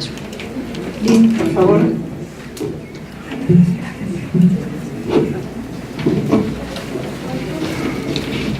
Tengo mis ayudas, memorias. Buenos días con todos y con todas. ¿Cuántos anuncios parroquiales? Me encantó la palabra anuncio parroquial. Primero, evidentemente agradecer a toda la organización, UNICEF, la Organización de Estados Iberoamericanos, que hacen presente que yo hoy día estoy aprendiendo de ustedes. Realmente yo vengo a aprender. De pronto, lo que les voy a compartir, de pronto les ayuda a uno o dos de ustedes, pero lo que yo estoy aprendiendo este rato es increíble, es impresionante. Agradezco muchísimo y además agradezco esta hospitalidad del pueblo mexicano con la que nos la reciben todos los panelistas, y por eso les pido un fuerte aplauso a todos ustedes, un fuerte aplauso por estar aquí presentes. Me encantó ese fuerte aplauso. ¿Lo escucharon? Un fuerte aplauso para ustedes. Ahí ya va cambiando el ambiente un poco. Segundo, felicitar a México por la respuesta a la emergencia que ustedes tuvieron. Y no se angustien porque yo he escuchado muchas veces que dicen que no estábamos preparados. Sí se trabaja en seguridad. Y muchas veces cuando no pasa nada en seguridad, dicen, es que seguridad no hace nada. Mentira. Cuando no pasa nada es cuando más está trabajando seguridad. Pero hay eventos que no los podemos anticipar, como los terremotos, entonces no se angustien de que no hemos hecho, porque para todos los prevencionistas siempre hay algo que aprender. Cada día podemos aprender algo. Y por eso estamos aquí, para compartir experiencias y entre todos ir sacando y mejorando nuestros planes de reducción de riesgo, nuestros planes de seguridad. Así que tranquilos, todos estamos aprendiendo, y lo que nosotros sabemos con seguridad es poco con respecto a lo que deberíamos saber. Así que lo importante es que lo que vayamos a sacar el día de hoy, ustedes puedan aplicarlos. ¿Y por qué les voy a dar un pequeño tip? Creo que ayer decía que estábamos como 30 personas acá, ¿no? 30 panelistas. Y me imagino la cantidad de información que ustedes tienen este rato anotados en sus papeles, en sus libros, en sus tablets y todo lo demás. Yo les propongo, saquen una o dos ideas de cada uno de lo que hayamos hablado, es decir, de todo lo que yo les voy a mentir el día de hoy, saquen una o dos ideas, y de esas dos ideas hagan un plan de acción de los 30 que tienen 60 cosas que hacer, 60, ¿sí? Y con estas 60 cosas pónganse a trabajar. No los dejen en los papeles, lo que están anotando ahorita, esas ideas, reúnanse con los comités de gestión donde ustedes trabajen, en el área de infraestructura, en el área del Ministerio de Educación, en el área operativa, en el área de ejecución, en el área de construcción de instalaciones escolares, en el área del comité de gestión de riesgos, o como docentes, pónganse a trabajar, sencillamente, y van a tener, si ustedes sacan dos ideas, 60 actividades por hacer. Pónganle responsable, plazo y lindo trabajo. Muy bien, comenzamos rápidamente porque yo sé que después vamos a tener problemas. Siguiente, gracias. A mí me va a quedar corta la presentación, estoy segurísimo. Bien, para ponernos en contexto rápidamente, este es del Ecuador, comparado con Puebla, para que ustedes más o menos manejen datos. Sí, tenemos 4.5 millones de estudiantes, el 78% está en el sector público, apenas el 22% en el sector privado, 15.000 escuelas, de las cuales 11.000 aproximadamente son del sector público. Hay una fuerte rectoría del Estado, bien lo decía el día de hoy Efraín en la presentación en la mañana. El Ecuador tiene una muy fuerte rectoría del Estado, es decir, no pasa absolutamente nada si es que el Ministerio de Educación no lo deja hacer. A veces es bueno y a veces es malo. Sin embargo, en temas de la administración de la infraestructura y mantenimiento de responsabilidad 100% del Ministerio de Educación, entonces ya tenemos un responsable ahí. Porque cuando tenemos varios actores en la construcción de escuelas ya no sabemos a quién responsabilizar. Pero acá ya sabemos que el responsable es el Ministerio de Educación si no hay un buen mantenimiento. ¿Sí? La entrega de recursos gratuitos, uniformes escolares, textos y alimentación escolar, hay que entregar a todos los chicos del sector rural para eliminar brechas. Eso es una parte de la política. Yo fui subsecretario de Administración Escolar 2 años, fui subsecretario de Administración del Distrito Metropolitano de Quito 1 año, y fui asesor de riesgos del Ministerio de Educación 1 año. Y la obligación era que se cumplan las políticas para cerrar brechas. Y por último, los chicos pasan 30 horas a la semana y pasan 15 años con nosotros. Es imperdonable no formarles a los chicos en temas de educación para la resiliencia, en temas de preparación, en temas de prevención. Es imperdonable tenerle a los chicos con nosotros 15 años y no generar culturas de prevención. Eso no se le debe perdonar a ningún país, a ninguna cultura, a ninguna sociedad. Además, pedagógicamente ustedes saben, como docentes, que lo que se aprende de niño no se olvida nunca. Lo que se aprende de niño no se olvida nunca.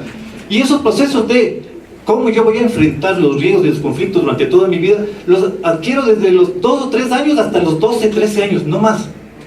Es decir, la forma con la que yo haya desarrollado mis capacidades propias para enfrentar los conflictos de riesgo será como yo los maneje el resto de mi vida hasta esa edad. Y si no aprovechamos hasta esa edad para nosotros, a través de las guías curriculares, a través de la inserción de manejo de emergencias en las guías curriculares de educación, va a ser muy difícil. Y no se imaginan los gastos de compensación que nosotros tenemos que pagar como país y como Estado y como sociedad cada vez que una persona no cumple, entonces coloca el casco para entrar a una construcción y se muere. Sumen todos esos gastos de compensación de seguro social y se pueden construir cientos de escuelas de mejor calidad. Siguiente. Bien, Efraín ya me dio un gran resumen, así que me cortó un poco el tiempo sobre el terremoto. Ya saben lo que pasó en el terremoto de Ecuador, entonces hace un tiempo. Entonces yo les voy a hablar un poco más alto del nivel de Efraín, porque yo estaba cerca del ministro, y después me voy a bajar a las escuelas. Siguiente. Bien, ese cuadro ya lo presentamos. Aquí hay un dato importante. 9 de mayo. Las clases en el Ecuador, el día del terremoto estábamos en vacaciones, oficialmente comenzaban en el sector de la costa ecuatoriana el 2 de mayo, y después de hacer una evaluación previa los 2 primeros días con el señor presidente de la República, dio la orden de que inicien el 9 de mayo en todas las zonas que se encontraban con nivel de afectación 1 o 2. Nivel de afectación 1 o 2, ¿sí? Y 192 escuelas estaban caídas totalmente. Esas 192 escuelas representaban 77,000 niños. Pero esto era un reto criminal, pero al final lo sacamos adelante. Siguiente.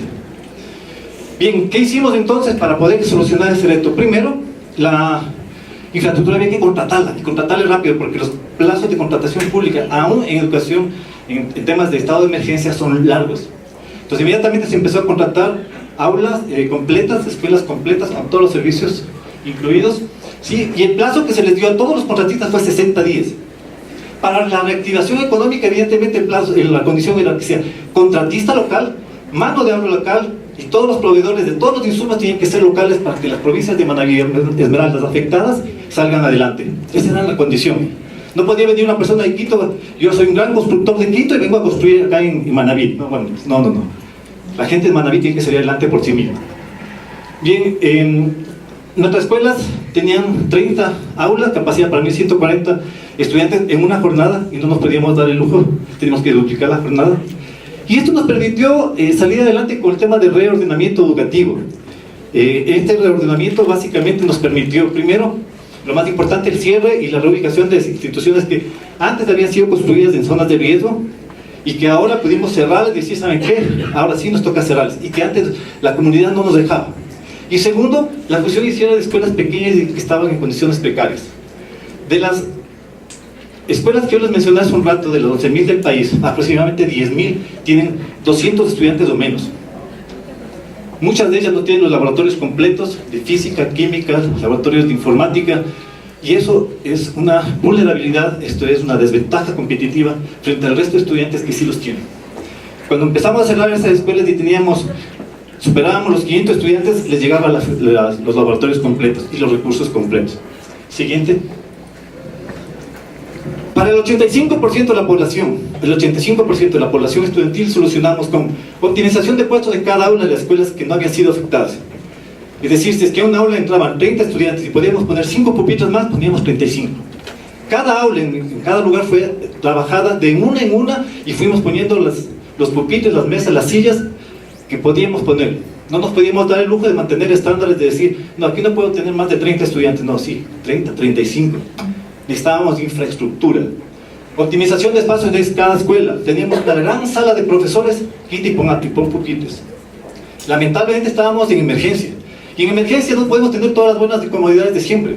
Teníamos bodegas, retira las cosas de la bodega, meten una carpa y armemos una nueva aula.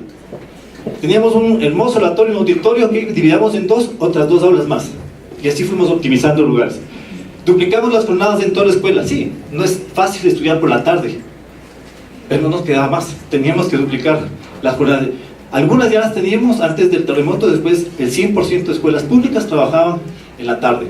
Pero también trabajamos con las escuelas privadas, que no se cayeron, que estaban en buenas condiciones. Alquilamos las escuelas privadas y utilizábamos todas las jornadas vespertinas de las escuelas privadas, que pusimos a chicos del sector público también. Luego hicimos la sectorización según el grado de afectación, porque teníamos escuelas con nivel 2. Nivel 2 significaba que un bloque se cayó o estaba ligeramente afectado y que nos daba el personal técnico, arquitectos e ingenieros decían, lo mejor es derribarlo. Podríamos utilizarlo, pero lo mejor es derribarlo. Pero este otro bloque, en el análisis técnico, decía, no, esta es forma de utilizarlo. Entonces utilizábamos las 5 aulas de acá y las otras aulas sectorizábamos, pero ya teníamos 5 aulas más. Y la recuperación de las escuelas usadas como albergues, logística y por Fuerzas Armadas fue una lucha titánica.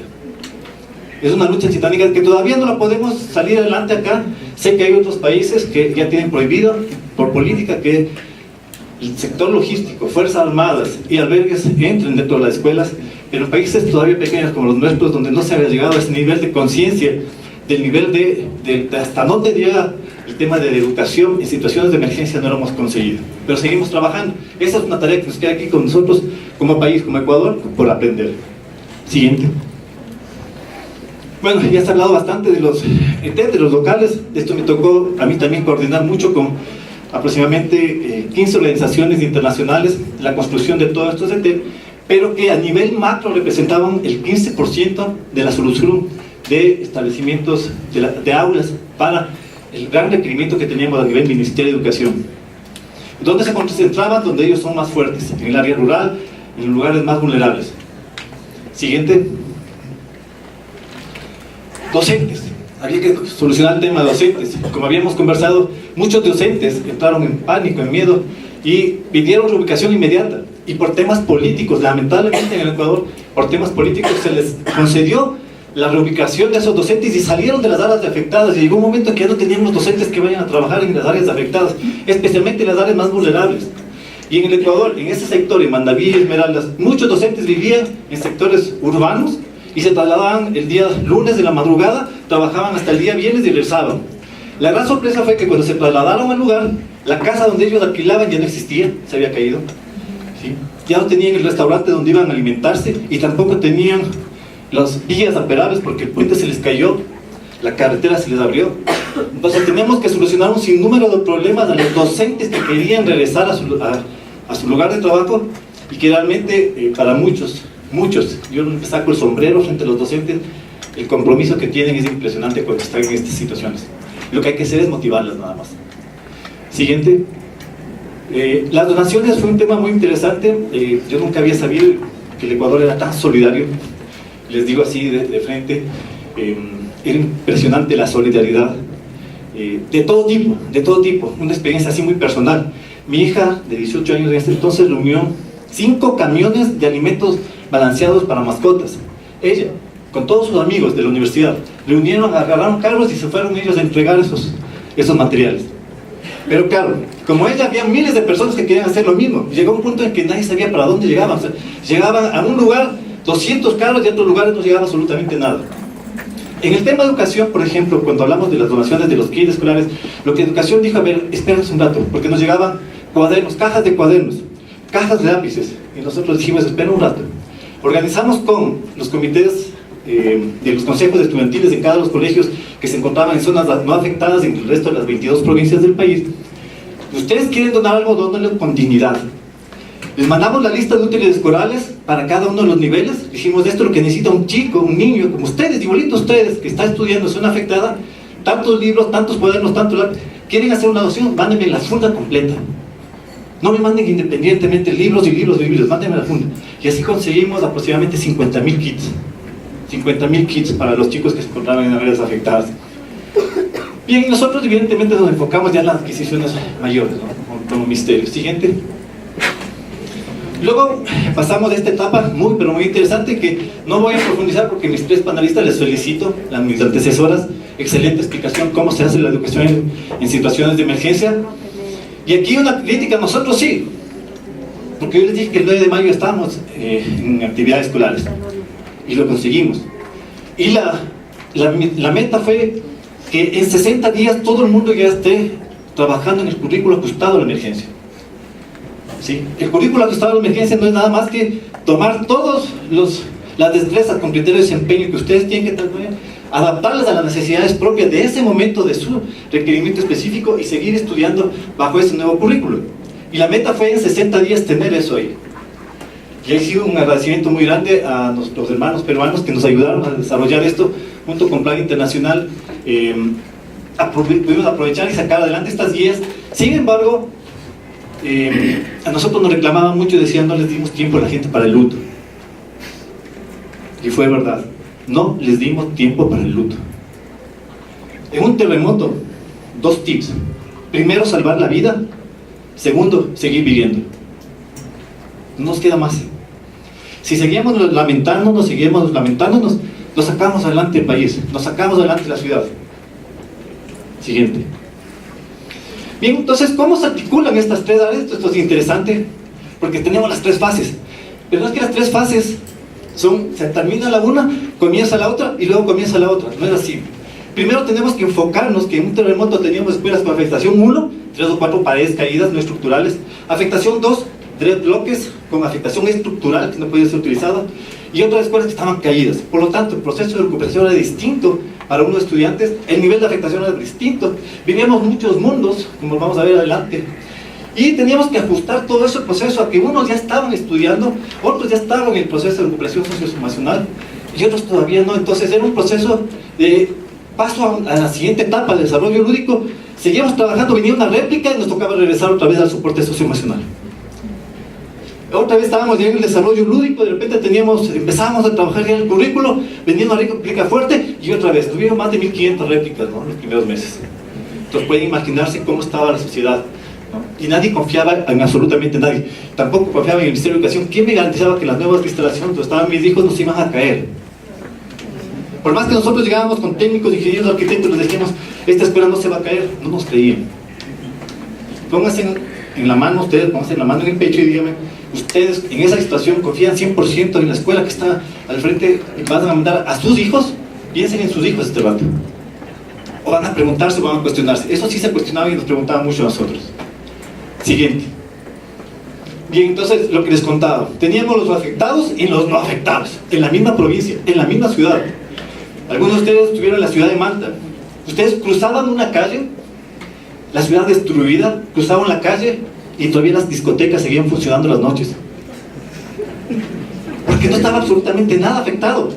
Fue una situación muy sui generis, ¿sí?, donde había barrios que estaban totalmente caídos, donde fue la mayor cantidad de muertos en la ciudad de Manta.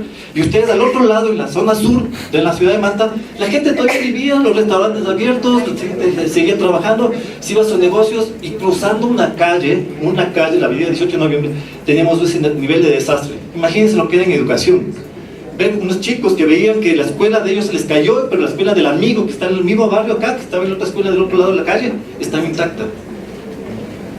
Y eso en el sector urbano, pero porque en el sector rural era mucho más grave la situación, mucho más grave. Entonces, y ahí nos dimos cuenta, especialmente en el sector rural, que el grado de afectación de los recursos, la gestión comunitaria y todo esto estuvo muy relacionado con la capacidad de resiliencia de esa sociedad. Había gente que se seguía lamentando y había gente que ya quería salir adelante, que decían: ya, denme más herramientas, quiero salir adelante, y otros que no lo querían hacer. Y eso, con eso se va a encontrar la próxima vez que ustedes tengan un evento, con seguridad. Siguiente.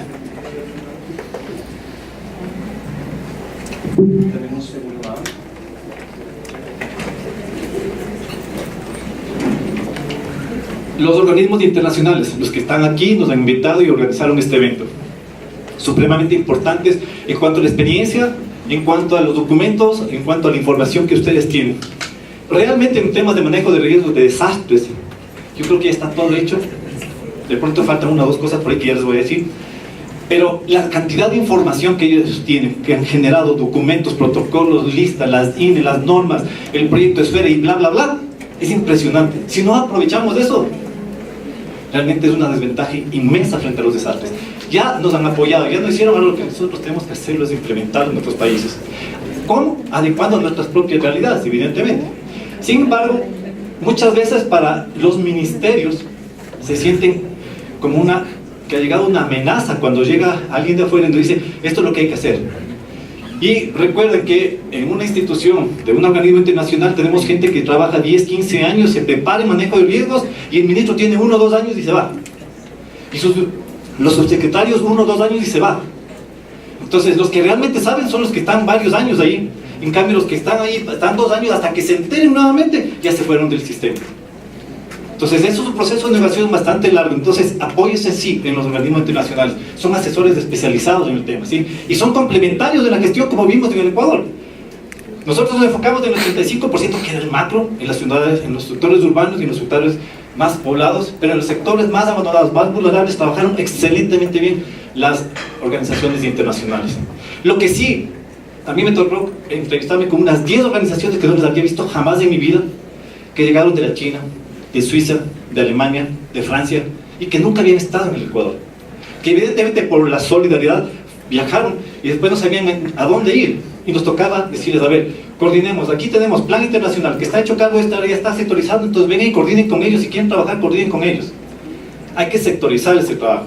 Todo esto tiene que estar previsto antes, sí, ya tenemos que tener previsto. ¿Quién lo va a hacer? ¿Cómo lo va a hacer? Ya tiene que estar previsto. Esos son nuestros planes. Siguiente. Okay. Les dije que iba a quedar corto, pero bueno, voy a apurar más estos últimos 5 minutos y capaz que les interesa lo que les voy a mostrar. Pero bueno, este tema, aquí está un pedido para los organismos internacionales. ¿Cómo nosotros sacamos de información? Con hojas de Excel, tablitas en Excel, nada más. No hay un aplicativo todavía en que yo pueda tener toda la ficha de DAN lista para que yo a través de un software pueda ingresar los datos y que esa información llegue inmediatamente donde el presidente, donde el ministro, donde el que tenga la disponibilidad de los recursos. En mi caso, por ejemplo, les voy a contar lo que pasó en el COE con el presidente de la República, que yo estuve al lado del ministro y decía, señores, todos son importantes. Así como estamos hablando aquí que educación es lo más importante, si estoy en una reunión de salud, salud es lo más importante, si voy a vivienda, vivienda es lo más importante, si voy al trabajo, trabajo es lo más importante. Todos somos importantes. Y para el presidente de la República, educación es un pilar fundamental, igual que el resto.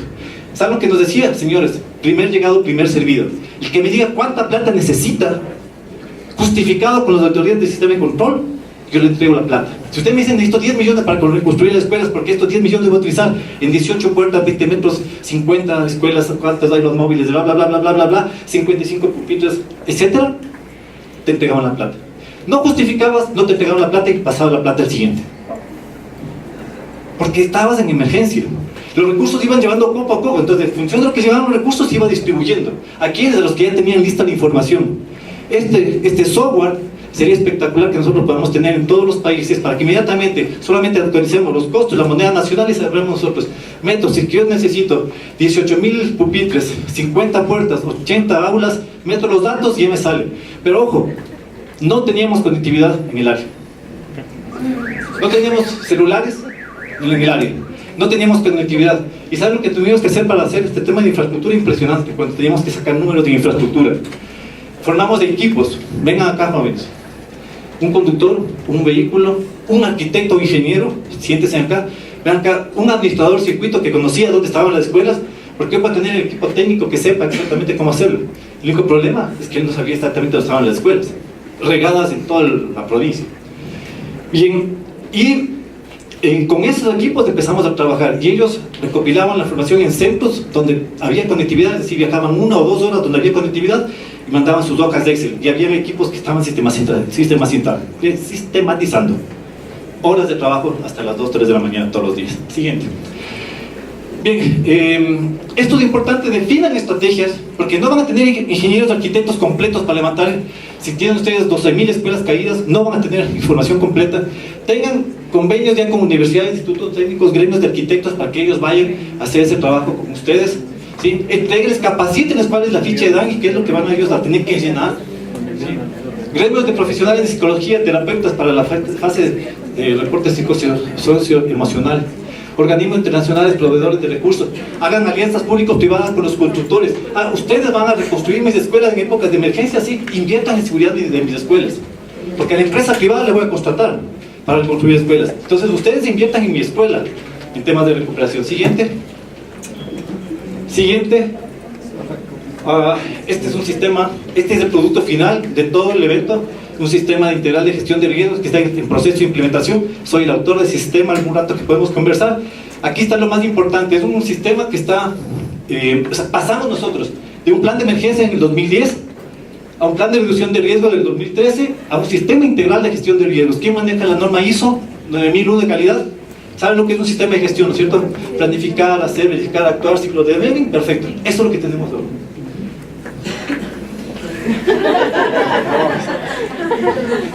Siguiente, rapidísimo, siguiente.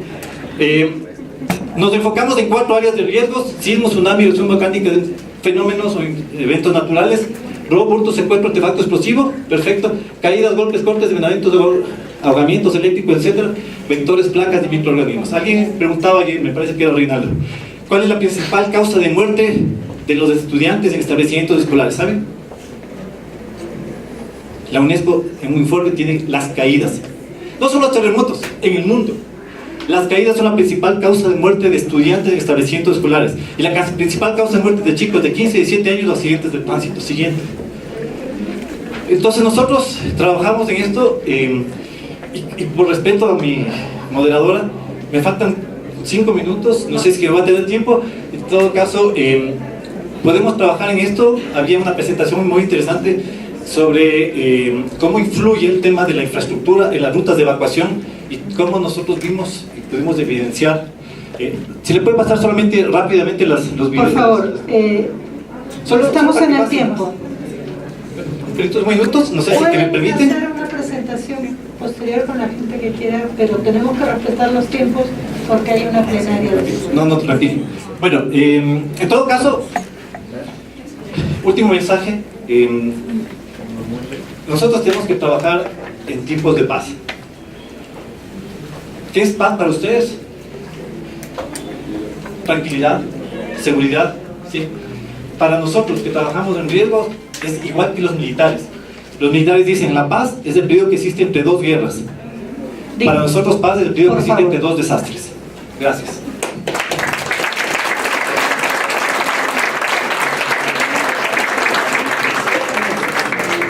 Muchísimas gracias a los 4 panelistas.